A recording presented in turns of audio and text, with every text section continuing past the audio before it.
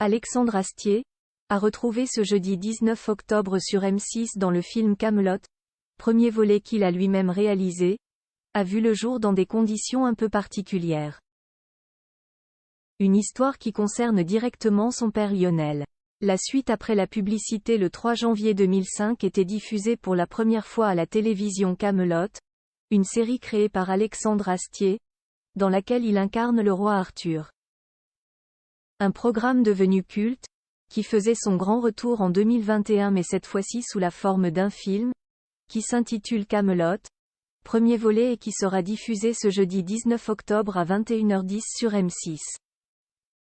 Kaamelott, c'est aussi Léo Dagan, le beau-père d'Arthur qui est incarné par Lionel Astier, le père d'Alexandre.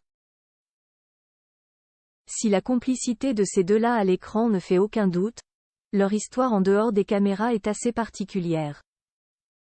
Ce qu'il faut savoir, c'est que ma mère, quand je suis née, était mariée à Bruno Boeglin, un metteur en scène de théâtre qui a compris assez vite que je n'étais pas son fils, mais celui de l'amant de ma mère, Lionel Astier, qui l'avait engagé. Aujourd'hui, les deux se connaissent, ils vont bouffer ensemble, expliquait un jour Alexandre Astier dans les colonnes du magazine Society. La naissance de l'acteur et réalisateur a donc été au cœur d'un adultère. Mais sa mère Joëlle Sevilla et Lionel Astier ne seront pas restés longtemps ensemble.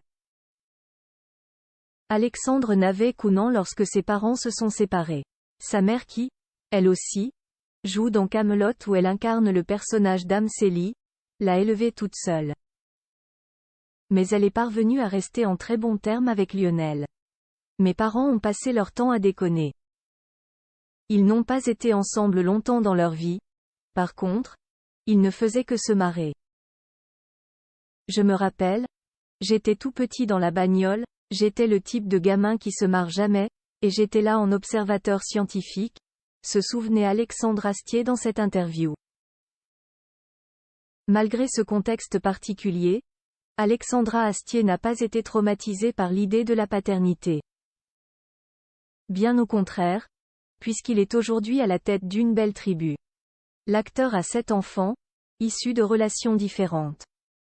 Je m'entends très bien avec les enfants, enfin, surtout avec les miens.